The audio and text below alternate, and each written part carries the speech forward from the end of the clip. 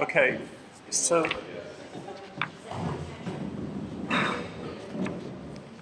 I want to hear you. yeah, no problem, no problem. All right, so what I've done is I work in a lot of communities. I got it. I work in a lot of communities where their first phone call when they think they've got a design related issue is they call me, or in your case they would call Greg or Nancy or Susan. And again, we aren't opposed to that at all. I mean, that's obviously why we have a job. But in a perfect world, you do it yourself. And based on everything I've observed about Siloam, my gosh, you've got all the wherewithal in the world to do it yourself. Well, what I've found is, in absence of a structure, you just don't know where to start.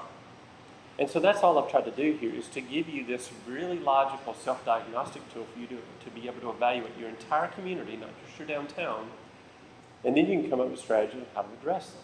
Okay, to me that just seems to be the right approach. And this is the only time that I regret the fact that Matt's in the room, because I'm going to have to say something about architects in a minute. That we can always do that. But basically, I want to talk about attitude about it, our approach, and an action plan. But my attitude is this one: while design is important, and I'm not going to shy away from that, it's not all important. And so, even though the design committee clearly is the most important of the four committees, that's a joke. Yeah, it's not all important, because when I was in architecture school, and Matt, I'm hoping your experience was different. I don't know that it was said in so many words, but there was this real strong vibe that you picked up on, that if y'all people just get out of our way and let us design our beautiful buildings, the world will be a better place. And that's just not true. I mean, I've been to so many places that have these isolated pieces of wonderful architecture, but they don't have a sense of community. It takes a lot more than that. And as I've grown, both as a person and as an architect and a professional, I realize the interface of all of these different components and all these other professions are absolutely essential to make a great place. And I think Main Street, as a program, has figured that out and realizes you've got to address the economy, you've got to address promotions. Yes, you have to deal with design. Because design, whether we like it or not, it is important because it is the first impression. And it affects everything we can touch, smell, feel, and see. So everything, at the end of the day, is a design issue. So again, I'm not backing off of it. It's just I want you to understand there's more to it than just that. So all I'm saying is have a little bit of humility about yourself. That's how you define design. Because if design goes beyond just what's looking at, Yeah, there you go. you might could argue that it's all pervasive. Fair enough. I would agree. So the second is just to give you this approach that's sequential, that makes sure nothing falls through the cracks. And so what I've basically written in here is a series of questions that I ask anytime my firm is doing a master plan and we're doing a tour. And we always ask them to start way out here, at the gateways and the thoroughfares coming into town, and then the thoroughfares and the downtown district, and then the facades and parks. In other words, you just start broad and get ever increasingly more specific. And this is just a list of simple questions that you ask at every stage to evaluate how your community is doing against that issue. Does that make sense? Okay.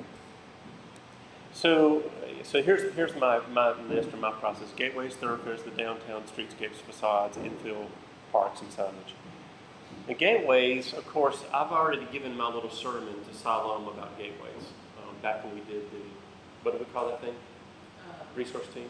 Resource team. Most people think about gateways this way, and this is not a wrong way. As a matter of fact, it's actually a fairly good way. But a lot of people will relegate the notion and the thought about gateways to the city limit sign. And wherever you come to the city limits of Siloam Springs, there's either a little green sign or a little "Welcome to Siloam Springs." Nothing wrong with that. It's just my sermon goes like this: I don't care where your town limits are. People know when they've arrived. And wherever those arrival points that you perceive, I've arrived in Siloam, every one of those needs to have some statement of quality that says "Welcome to," and you've arrived in Siloam Springs. Because I hate to say the cliche, but it's true, you only get one chance to make a first impression. And a traveler, they don't really give a rip about where your corporal limits are. They just need to know when they've arrived. But here's the key, and again, this is where the sermon really has application points for Siloam. Don't limit your thinking about gateways to just the welcome sign. You know, we've got these wonderful things that you see for miles on your horizon called water towers. And I didn't realize until this morning driving on the hotel. You actually have 2 of them that you see. Okay, yeah. 3 total, but I mean, coming in from that way, from East Main, you see 2 already, one in the foreground, one in the background, and of course, and again, y'all were perfect for my slideshow. So take advantage of those to slap your logo on. Now, it is not cheap, and so I'm not asking Sandy or David to go do this today, but the next time you repaint them, you don't have to paint them baby blue. You really don't. There's no law that forces you to paint them baby blue. And so slap your logo up on there. Because, again, it is, especially in a southern rural landscape, it's the first thing you see. Now, of course, I adore, I have this thing for metal tin can, witch's hat, erector set, water towers. They're known by all of those terms. And this was the little town, remember I just told you about she prevents attorneys from the first floor retail space? Okay, this is that town. And not only, you're going to love this story. So they contacted me about 2 years ago, and they were going to tear this water tower down. It's in you can see it's in the heart and the soul of their downtown. And so I wrote this War and Peace on why it's important to save water towers. If you ever need it to justify saving the water tower, let me know, I'll send it to you. And they saved it. And the other reason that I was glad they saved it and then listened to our recommendations was this is the worst idea in the history of mankind. Guess what this local artist wanted to do with this water tower? I will allow one really bad idea before I tell you. That's shockingly close. But worse, they wanted to, you know how you see how the bottom 4 legs kind of go up? They were going to put a dress on it and turn it into Aunt Jemima. I'm like, do you realize you're in a southern state? I mean, could we be more offensive? I am dead serious. And I'm like, oh God, please no. And so we said, you need to slap your logo up on this. So this is with my iPhone. This isn't even with a good camera. These things just kick. It looks great. But you can see the guy only painted half of it. And so when we were coming back from our camping vacation, you see the backside from miles away. I said, guys, you need to slap the logo on the other side. But again, they saved this asset, and now coming in from the north, you see the good side from miles away. It's just this great beacon on the landscape. And again, you haven't even come close to the corporate limits line, but you know you're arriving at Pickens, and they put their brand on it. Okay, but back to, because this is Macon, Georgia, but again, back to Siloam. So you come past that armory, and then you've got this train trestle bridge. And it's a missed opportunity. It really is. And in this case, it's up to you whether you want to call it East Main or downtown, or if we're able to ever brand that section of town that has a sort of burgeoning Latino population, it could be really cool. But in Macon, Georgia, this was, a really key gateway into their downtown, but you'd never know it. If you were to walk up, this is just trivia. These steps right here to this plaza, what you need to know is I've just come across a bridge, and you're landing here and you're about to go into downtown. But if you went up those, there's a little plaza that overlooks the river bluff, and there's a bronze statue of Otis Redding, because that's where he wrote Sitting on the Dock of the Bay. And what makes that relevant is on the other side of this is their assets. I'll start with the Otis Redding. The recording studio where Otis Redding and the Allman Brothers got their big break. You got the Harriet Tubman African American Museum that's in the most beautiful railroad depot you've ever seen. You got the Georgia Music Hall of Fame and the Georgia Sports Hall of Fame. And you're greeted with this. And so what we did is we painted it, of course, did a new handrail, and then we put icons for every one of those assets that you can experience on the other side. And all of a sudden, this nasty old railroad trestle actually becomes, a pretty cool gateway. So my point is, don't miss out on gateway opportunities that are sort of non-traditional in form. This is the cheapest one of all. Of course, this doesn't really apply to you, but if you have an interstate exit, they were looking at all these complicated things, and we talked to the DOT. We said, let's just clean it up and just paint your logo on that concrete embankment. And the DOT was fine with it. I mean, they prefer this over you erecting a sign any day of the week. And so not only is it effective, it's dirt cheap and safe. Of course, if you did have an interstate exit, and let's not talk about this, but just do something to dress it up. This is a community I'm working with right now. All right, thoroughfares are all the connecting routes from any of those gateways into your downtown area. And the only reason there's Ron Drake, I'm passionate about this is I'll never forget the first time I went to downtown Beaufort, South Carolina. Any of y'all ever been to Beaufort? It's where they filmed a whole lot of Forrest Gump. And downtown Beaufort, I can't repeat this in the state of South Carolina, I like it better than Charleston. It's like, has all of the charm of Charleston without all the tourists. It's just amazing. It's a fabulous place. But you get off the interstate, and the thoroughfare that connects you to the downtown looks like homemade sin. And I kept thinking, God, this doesn't look like a postcard, And then you get to downtown, it's like, wow, it's wonderful. But so you don't want to give the traveler that dynamic or that sense of, man, this doesn't look like I was expecting it to look. And so make sure all of those thoroughfares have treatment. So this is where I went to school, Matt and Starkville. And so you got this really charming downtown, and you got the university, but in between you just got crap. And so these were just some of our strategies for making it more of a pedestrian-friendly, walkable thoroughfare. So here are my standing recommendations, and I apologize, that image is a little blown out, so if you need to look here to help. And again, y'all really don't have a lot of these. You got 412, but it really didn't have a lot of commercial development yet, so you're blessed. But if you have one of these places, don't fight it in the short term. Get easy, quick wins in the short term, and over time, you can do the more difficult things like zoning and land use and different ordinances. But for starters, let's just put banners on existing poles. Oh, as an aside, this just related to JBU and Siloam.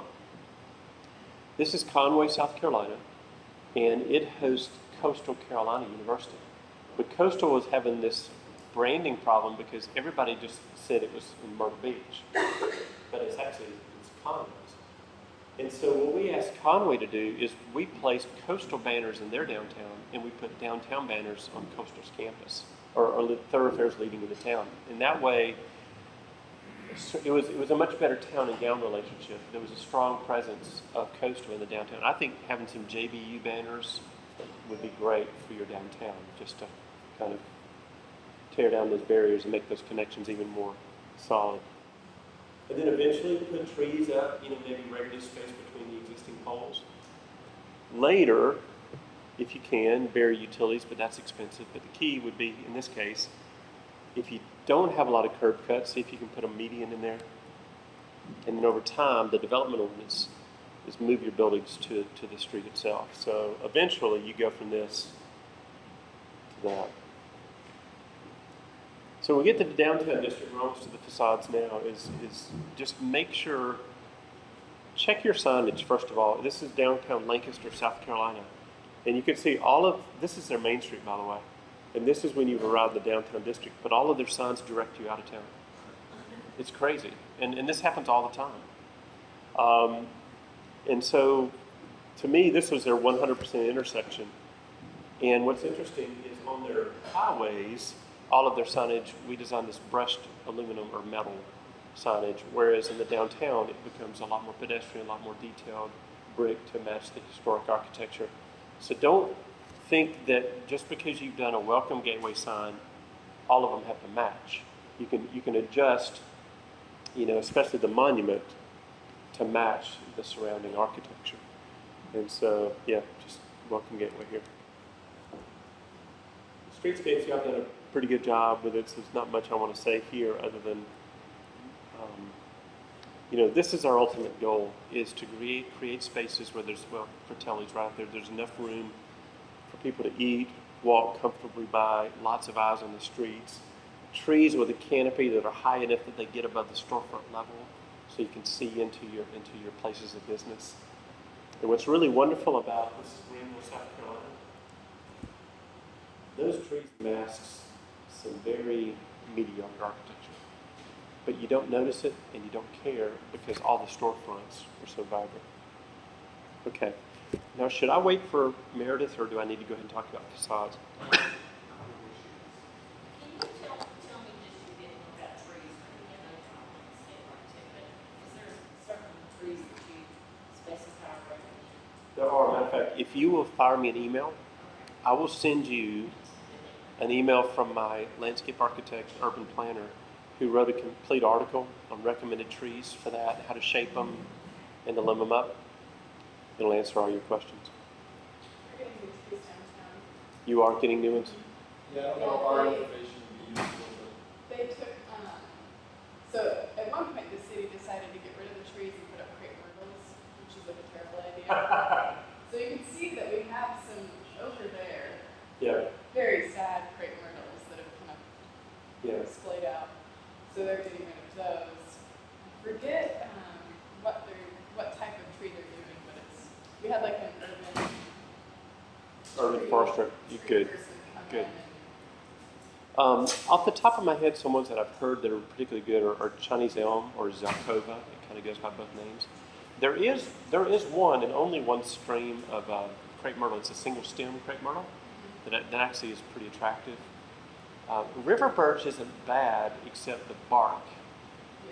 You know, That park, I know it's a I do little too. messy, but I do too because I love how frilly the canopy is. You can see through it. What's that? like Yeah, I do too. I'm a huge fan. Matter of fact, my building, which we'll see in a little bit, that's what we put out in the foreground. Just don't do traditional crepe myrtles. Don't do Bradford pears. Even though Bradford pears look amazing when they bloom. well, they fall all over the place. I mean, What do you think of our parking? Cars parallel on one side, out on the other? Well, if memory serves me correctly, isn't that a function of the street width, not a function of the preference? I thought they did it to get more people parking in the downtown area. I think it used to be parallel both sides, but they made this side angled to allow more parking. I think is what they did. But I don't think you could do angled. I just think on the it's, other side. I just think parallel on both sides just to balance it consistently. You can't, when you back out to someone big, you can't see when you back out, That is true. but on this side. And if you had parallel, you could actually extend the parking lot or the sidewalks. Correct. Yeah, that would be nice. Like you got a photo up there that I kind of thought was interesting. You can flip back, they're right there. But they're actually sitting more in the parking lot of the car area, or their tenor, it almost looks like. And they have Yeah, sidewalk close to sidewalk, the building. and then there's extra space. That's actually becoming a trend. This is, it's actually not in the parking lot, but that happens. Oh, I know, but it almost gets in that area, In closer to the parking space than it is to the building. in itself. places where it's too compact, in other words, they can't expand the sidewalk, and they have parallel parking. That's what they do. Is they actually build up a little ramp that levels it off, and that's where the seating area is, and they just after hours, which I think is a great idea. But in terms of an answer to your question, Mike, they all have pros and cons. For the Aesthetically, it is. aesthetically, it doesn't bother me either. I prefer. Just my matches. I don't know if y'all seen. Have y'all seen the towns that are doing reverse angle parking? They had put us that. and Yeah. It's weird. Yeah, it freaks you out at first. Yeah. Yeah, they do that on Black Street. I don't understand. Okay. See how they're all angled this direction, like you pull into them? Just imagine that this spots They're all are angled that way. angled that way, and You you back pull, into and it. then you have to back in.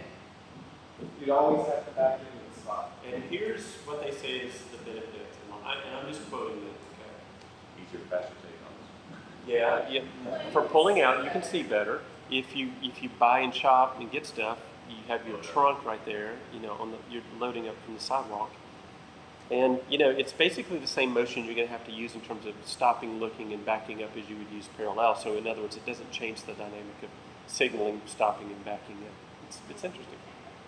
I just think it freaks people out, and give it 10 or 15 years, and maybe it'll work better.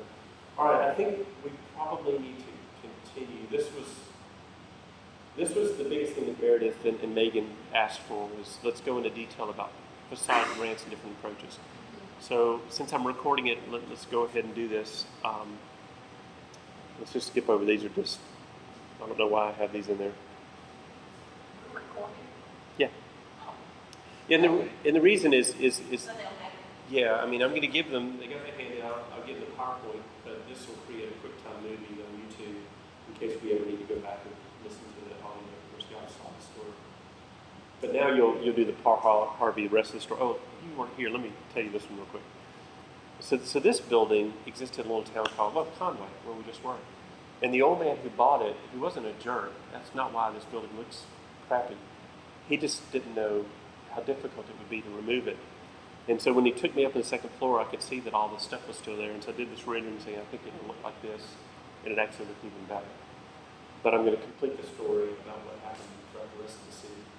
They basically issued a slipcover removal grant, and it paid off huge dividends. Sorry, I didn't know all these were in here. This is a cute little building.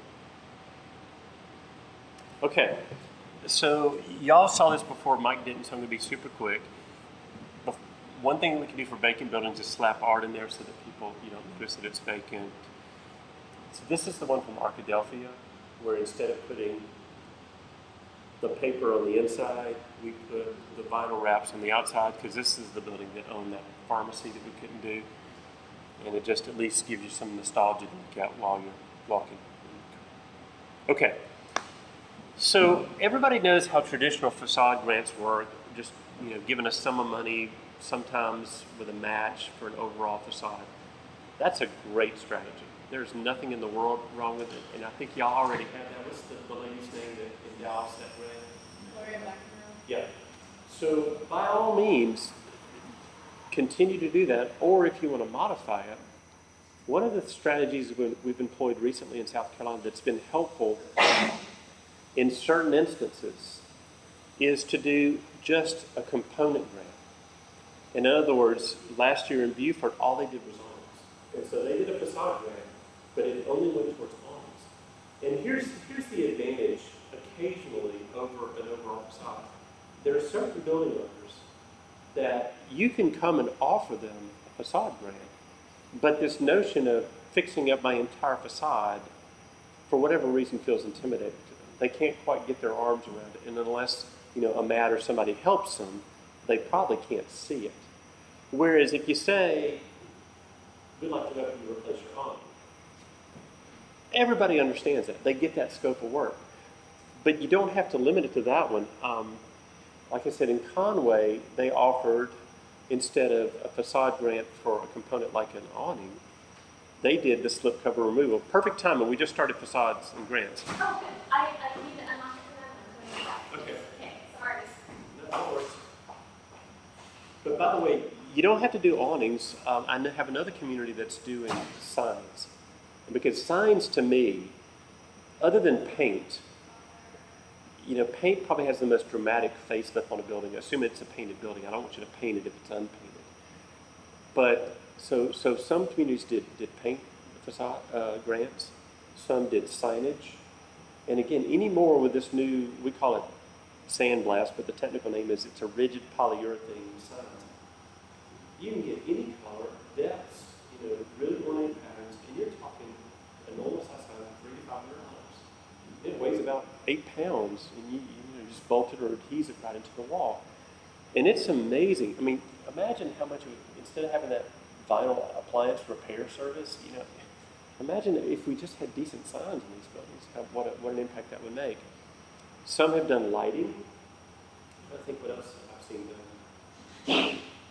That's pretty much it. Every now and then somebody will do something specific like a storefront, but the biggies are paint, signs, and awnings. Just simplifying it. And the other advantage I've seen is a small sum of money is going to go farther with just a component than if you were doing an overall facade. And the other thing I've seen is as you do this year by year, by the time you get to the 5th year, and they've seen a track record of awnings, paint, signs, and lights, then you can roll out the full one, and people are inclined to do it. Plus, they trust the process because they've seen it work so many times in a row. But here are some sort of non-traditional things that that have made a huge impact. So remember this story about this building. So again, when it came off at less than $1,000, the city said, we've got 6 other buildings in our downtown that have slip covers. And so one time for 1 year, they offered $1,000 per building if you'd remove your metal slip cover. And so here you can see, this is all of those buildings in brick. That's that building. And these are those buildings. Five metal slip covers came off. I mean, I hope you can kind of see in your mind's eye what it used to look like and what it looks like now. To me, that is a $5,000 investment that was well worth the money that the city put into it. That was only $5,000? Yeah, remember this story I told you earlier, Meredith? Yeah. This story, and when they realized it only cost him $1,000, then the city offered for 1 year $1,000 per building metal slip cover removal. And there were 6 buildings. In other words, these 5, the 6th one never removed it for some reason. But all 5 of these took advantage of it. And this is what it was before, this one was okay. And by the way, this is their main street. I mean, this is not off on a secondary block.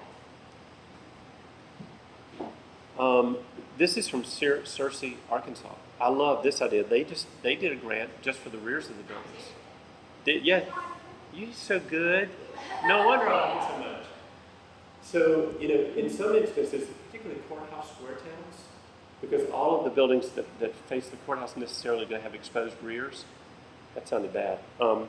You had to fix them up. Whereas, like the backside of this one, I don't think you could hardly ever see it. So, Well, the other part of that is that their main parking is correct. behind. It's right All here. the customers were coming in that back door.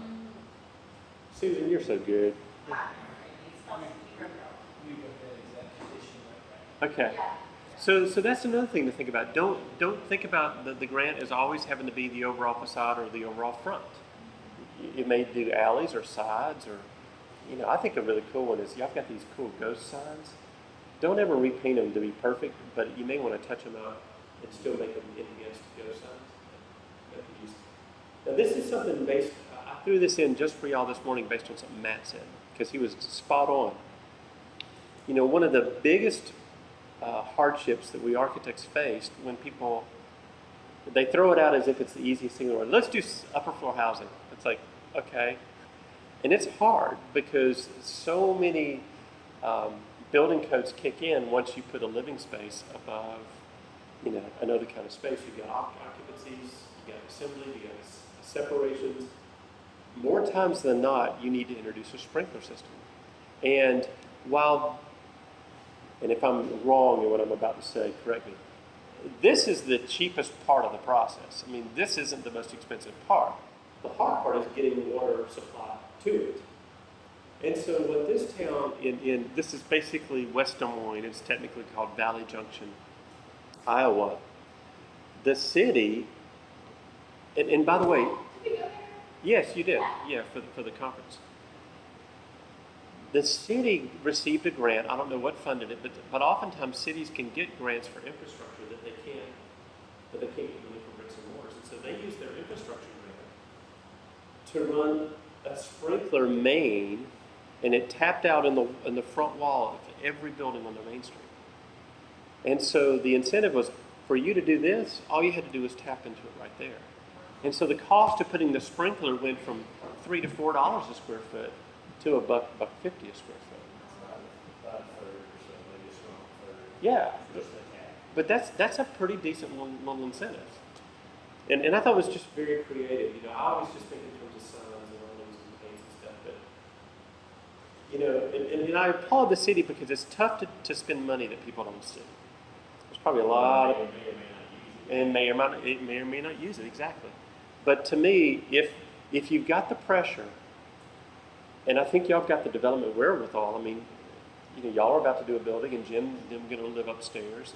You've got a precedent for people wanting to do that. There's upper floor living over that shop. It's worth having a conversation with David about. So. Okay, now this is the facade master plan.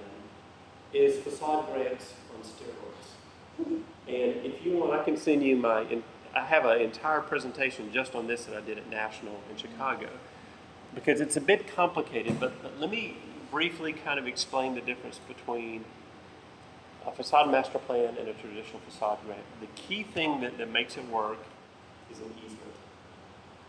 And essentially what happens for a predetermined period of time, typically 5, at the most 7 years, the owner of the building gives to the administrative agent, typically a nonprofit or the city, an easement to the front face of their buildings, or if it's a corner, potentially the front and side.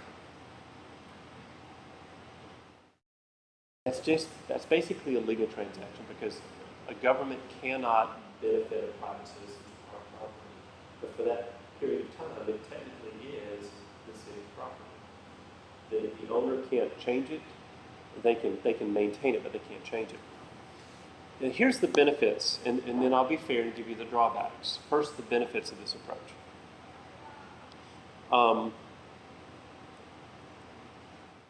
Single source of administration, single source of design, single source of kind of construction, what do you call it, administration, oversight, and a single source of purchasing all the things that are required. Think about it. Well, here we go. This was a little humble town called Whitmire, and they only got $200,000, and I did 20 facades. And we did it all within about 14 months. You would be hard pressed to find a community that you could find 20 individual property owners with the wherewithal to hire their own architects, hire their own contractors, oversee the process, and get it done in 14 months. Have all 20 of them do it in 14 months. And I'm not being dismissive. It's just property owners aren't typically developers. And so basically Main Street, the city becomes the administrator. Then you hire Matt or some other designer or a few designers that you know and trust will have a sympathetic preservation ethic. So you're guaranteed the designs are going to meet your standards, as opposed to every 20 hiring their own architects, some of which are going to do a good job and some of which aren't, or some of which are going to do new designs for the back of the napkin. And then, of course, they hire the contractor for them, and then they oversee construction. The beauty of that is now, instead of 20 different property owners having to buy their own awnings, their own paints, the contractor buys all that, and there's a volume buying discount. So those are the advantages. But the biggest advantage is this. This is Union, South Carolina. We did 80 facades in 18 months. That's 80. And then they had $1 million. And so here's another block. So that's the biggest advantage is you can do an overnight facelift on an entire town. Now here's the drawback. First, I feel a professional obligation, especially on behalf of the architects, to say this. Remember what I said before about design is important but not all important? It doesn't do anybody any good if you fix up all those buildings and they're completely vacant. Okay?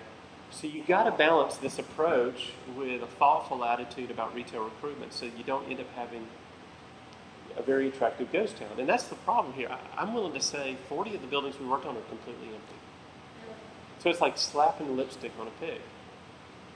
And so I'm not telling you not to fix up your buildings. I'm just saying it takes more than just fixing up your buildings. The biggest drawback to this is twofold. It takes a huge chunk of change. Probably the smallest one you could do is going to take $200,000. Because I really wouldn't even do it if you're going to do less than 20 buildings. If you're going to do less than 20, just do individual facades. It's a lot easier. And that leads me to the second. It's not hard, but it's not easy. I mean, this is a major construction project, is what it is. And not everybody has the wherewithal to do this. But it certainly has some advantages. All right, so let's quickly wrap through the rest of this so we can save a good 30, 40 minutes for Mid-Century. Matt, you and I talked about infill and a new library. And basically, infill is a new construction in a historic context. And it doesn't have to be side by side. It can just be general. And so we were talking about the library. And he was joking about there's probably going to be pressure for me to make it look like it's an old building. And so to me, when it comes to infill design, you've got three approaches. One is what I call called imitation, where you just make it look like an old building. The other is you just ignore the context and you just do a contemporary building that has nothing that responds to the context. Or my favorite, which is what I call interpretation. So I'm trying to think, I have another slide of a church and a school I did that illustrates this really well. But basically, you learn from the scale and the materials and the articulation level of the adjacent buildings. But when you come to do it on your own building, you interpret those in a very contemporary manner and you respect the construction methodology and materials of its era and in its day.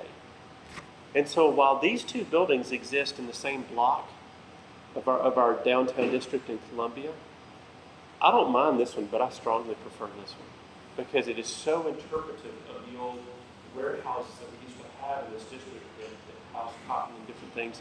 I just think it's a wonderful, wonderful building. And I didn't design it, so I can say that. But one key is what do you do when you're waiting for infill and you've got this situation? And of course, the knee-jerk reaction is a pocket park, which is not bad, but make sure the pocket park has programming.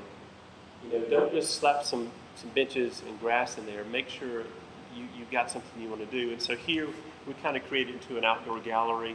This is in Laramie, Wyoming. They even want to do a little community garden. I'm not so sure the Main Street's the best place for it, but it's something while you're waiting.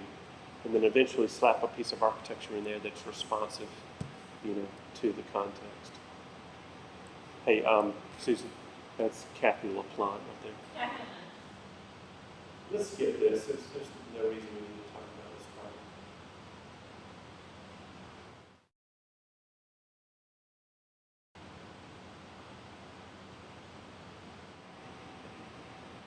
Okay, parks and open spaces. What do y'all call a park now that has springs? Twin Springs, which one? Twin Springs Park. By Spring. Okay. Oh, that's a good point. What's that? This is Twin Springs Park Road. Okay. Are there? Well, That's the Springs, city there's park. Twin Springs there, and then Siloam Spring is over there, so both of the parks have. Okay, cool. But neither one of them addresses that. Okay. Well, and that's okay. I mean, better to have something in non-program than not have the park resource at all. And just some principles, and again, like you said, Susan, a while ago, and I agree, I'm not a landscape architect, so I'm not really in my field of expertise, but I've listened enough to be dangerous. Here's just some general principles that tend to make parks and open spaces work better than others. The first, kind of try to be expressed in these slides, are make sure there's multiple ways to interact with the park in different seating. You know, not everybody wants, especially kids, not everybody wants to sit in a chair. Now, this is obviously Bryant Park in New York City, and one of the things that they discovered was, contrary to belief that if we didn't make all the park furniture stationary, people were going to steal it, that it actually remained, and it was far more activated because people would move it. So you could have an intimate group of 2, a big group of 10. And so, because it's kind of hard to accommodate that with stationary stuff. And of course, this really, you can get double duty, you know, creating walls around certain areas or retaining walls that double the seating so that it does 2 purposes. But, you know, don't be afraid to do this. I mean, kids love to climb on stuff, you know, especially if it's sculpture. You know, I'll never forget, we did a little bronze turtle. You'd be shocked how many photos, you know, people, it's the photo op. So don't be afraid to create, you know, those kind of photo ops. And make sure, you know, I love how intergenerational this one is. Just, you know, whether you're old or young, there's opportunities for everybody. Back to programming, you know, not every park needs to be programming to be passive or active. You know, I love this one from Central Park because I've now worked in 2 communities that are fighting this fight of building these, I almost cussed again because I get so angry, these sports plexes, you know, and they're just all these massive parks and the bleachers and the parking, and it's like, why don't you design a park that happens to accommodate sports? And that way you get this really great resource because the sports activities aren't going to occur there all the time. If you got major Little League, that's a different thing. I mean, create a space for them. But in the downtown, create opportunities where you've got this wonderful urban park that happens to accommodate multiple uses. Great. They come in while I'm talking about things I'm not good at. Don't underestimate the importance of shade. I love this shot. Everybody's like all hunkered down underneath the trees. And of course, anymore, you can create shade. But I love the sun sail stuff. You guys seen this? It's a sun sail. It's kind of a semi-transparent fabric that kind of creates these cool kind of sculptures in the air, but they create really broad swaths of shade. It's really good for a playground area. If the playground can't be nestled under trees, then you put it because it's real colorful, but it provides shade. In y'all's cases, your downtown is so close, you probably don't need to accommodate this. But anytime you can do creature comforts, such as food activities, it's really helpful. The key issue of all, and again, I don't think this issue here is safety. People just want to feel safe in the park, so make sure there's lots of eyes on the park, good lighting, good connections between the parks and the downtown area. And then signage to make sure, we've talked about this already, gateways, but just make sure from that gateway all the way to downtown, there's a sequence. I featured this one early on. But what I love about Bennettsville is they took this gateway sign and through their wayfinding and branding, it just weaves through the entire community, in terms of wayfinding. And aren't y'all thinking about wayfinding? We're getting wayfinding. Awesome. That's what everybody keeps telling me. Yeah. What was incredible to Does the me. city provide that? Well, yes, in partnership with the Grant Hall Foundation. So it's so great actually. The whole region of Northwest Arkansas, each Perfect. city has wayfinding signs. The sign itself has the same shape, but there are different colors. Perfect. So it'll really integrate with the region, but each city then has its own. That's the best of both worlds. And the thing that shocked me about Bennettsville was even private entities. The Chamber's kind of quasi-public-private, but they didn't have to borrow on the brand, but they did. And so it's just this amazing consistency of appearance all through the downtown. So let's just pretend this is something that your design committee does, some Saturday. Y'all get in a car or a big old van and you're suburban, and you literally just drive around the perimeter. You asking these questions about the gateways, how they articulated, and you come up with the pros and the cons. You do the same for the thoroughfares that come into town. You do the same when you get to the downtown. By the way, I'm going to add some questions to the downtown, and I'll send those to you when I do it. So once you've done that, you will assemble this list of what's working, what's not, and then just do a list. Keep it real simple. Over here on the left, just maybe you even thematically do, gateways, thoroughfares, downtown facades. And then over here, just have short term, this is what we're going to do, medium term and long term. And just keep it real simple. And that way you have sort of for lack of a better word, a very simple